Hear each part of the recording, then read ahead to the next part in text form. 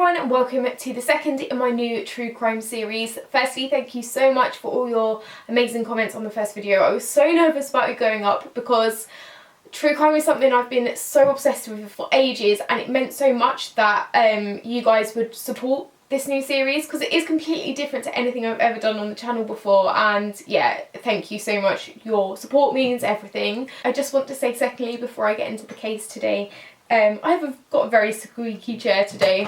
It's like every time I move slightly, it's so loud. I do apologise. I hope this doesn't get too distracting. I'm filming this at Britain's most extraordinary home, Taliston House and Gardens. I'll leave a link to it down below. I've aptly chosen the detective room to film in today because I thought it was very apt. Okay, so today's case, we are covering the GRINDR killer. This is quite a recent case. It happened in 2014 and 15, and the reason I've chosen to do this as my second case in my new series is because it is so close to home. This is actually my hometown murder. I was living a 2-minute drive away from the serial killer when this happened. I passed his house every day on my way to work, and a lot of his crimes happened in the church grounds that my parents got married in. This case has just absolutely fascinated me, and I hope it will do you too. I'm going to put a disclaimer in here now, although going forward you should know that obviously these true crime cases aren't going to be nice to listen to, so viewer discretion is advised. This is not a nice story. It's very disturbing, it's very graphic, and it includes themes of drug overdoses and murder. It's a serial killer case. It's one that I wish didn't exist, but it's happened, and I wanted to share the word about it because it needs to be told. My respect goes out to everyone involved in this case. So let's get started. This is the tale of the GRINDR killer, set in Barking in Essex, which is just outside of London. So at 4 AM on the 19th of June 2014, a 23-year-old male, his name was Anthony Walgate, was found dead outside a block of flats in Barking. Anthony was a fashion student but also occasionally worked as a male escort. Police were called to the scene by a guy called Stephen Port, who said that he had noticed an unconscious or drunk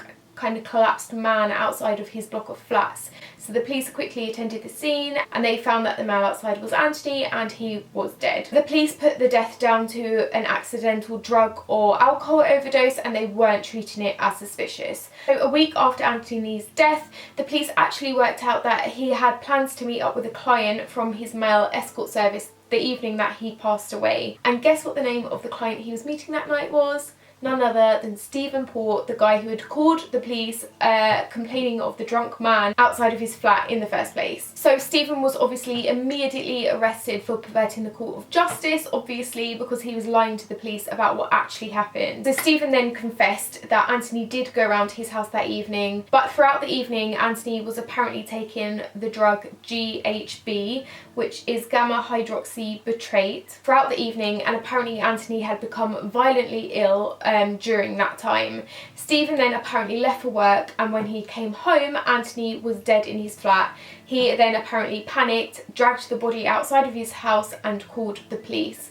His house was on Cook Street, which is in a really kind of rough estate. I think we call it the Gascoigne estate, in Barking, very close by to the town centre and the train station. So the police took swabs of Stephen, took his DNA, they let him go on bail, but he was later discounted as a murder suspect, so they didn't think he was involved at all, and they believed his story of drug overdose. So 2 months later, a lady was walking her dog in the church grounds of St Margaret's Church.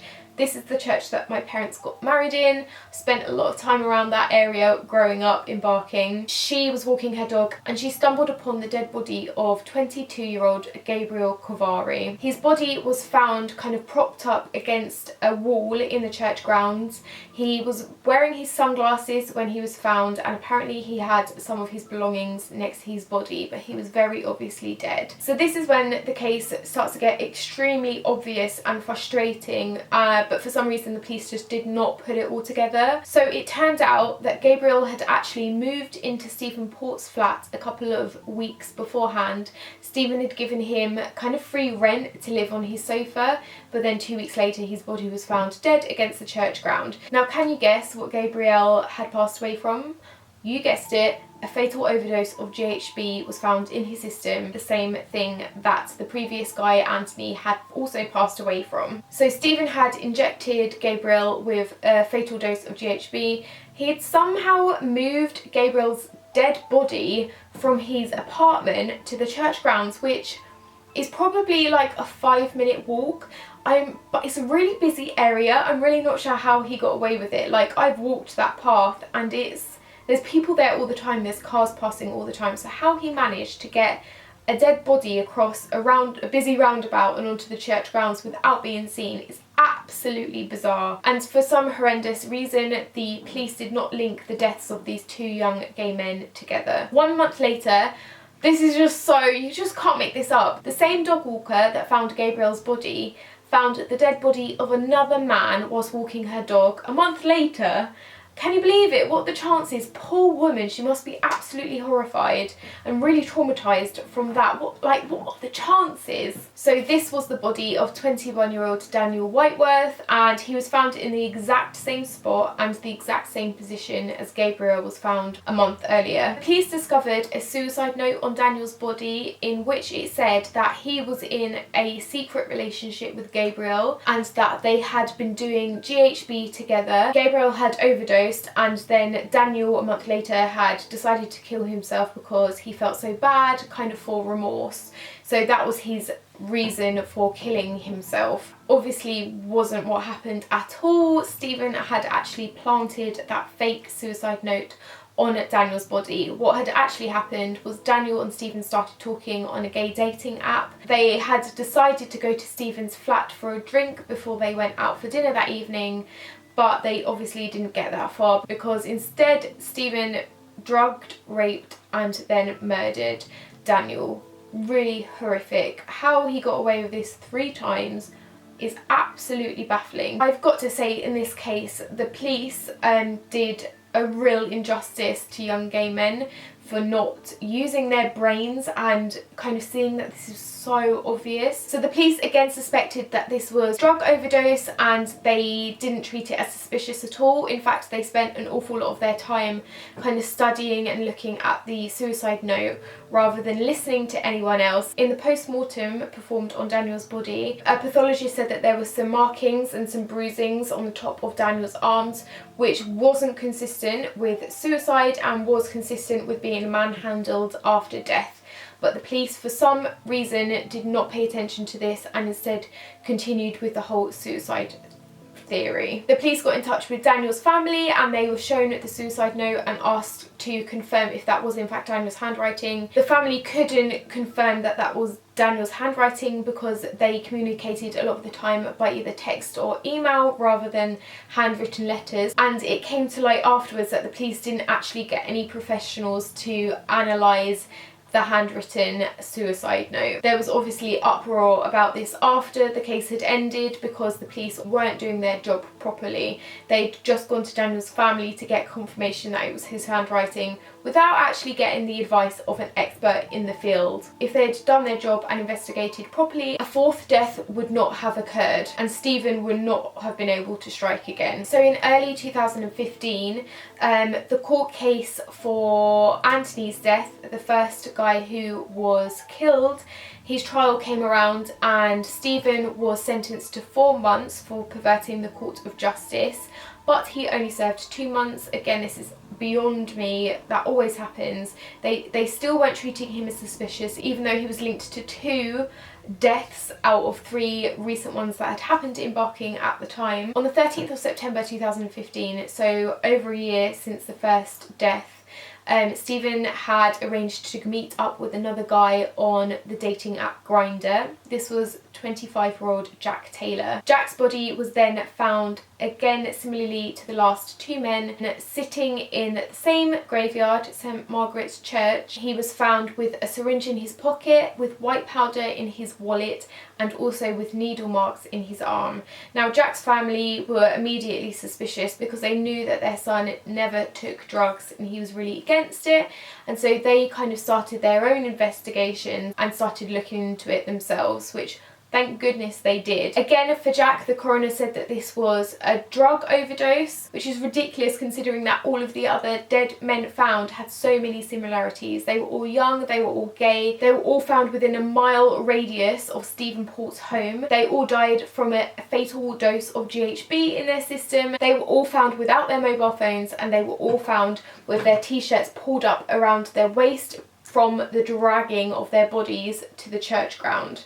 How anyone could not put all these things together is absolutely beyond me, and an absolute mistake of the police system embarking. So 2 weeks after Jack had passed away, his family found some CCTV of the last kind of sightings of Jack. Now this was a video of him walking through Barking Station and Barking Town with an unknown man. The man in these videos was of course Stephen Port, and 2 days later Stephen was arrested. I think I've seen this CCTV footage.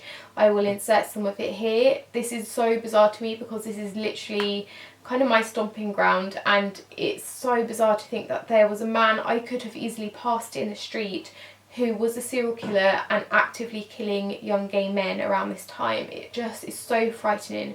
Kind of makes me think, how many people have we passed and met in real life who are murderers? Once he was arrested, Stephen was finally convicted of the deaths of the 4 young men found in Barking at this time: Anthony, Gabriel, Daniel and Jack.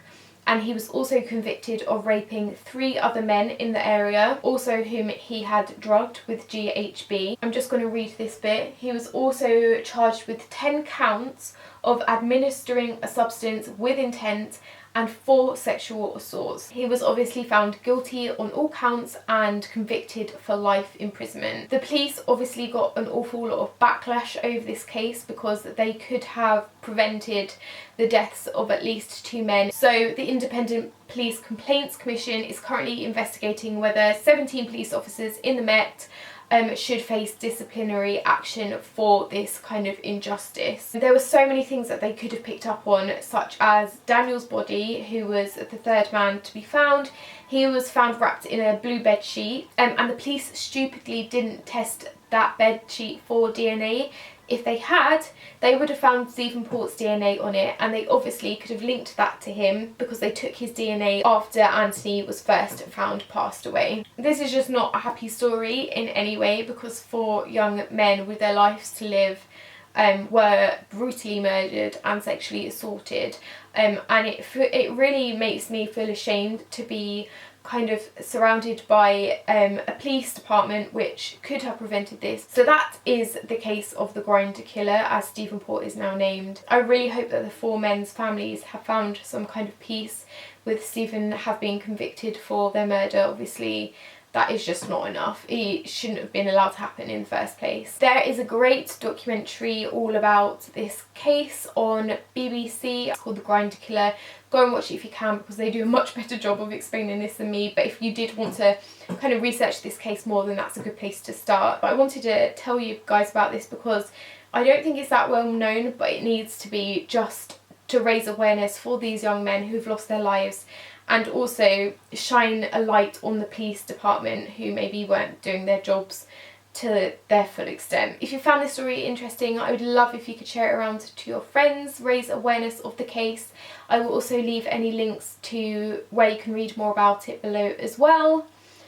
I hope you have a lovely day, guys. Stay safe, and I will see you soon.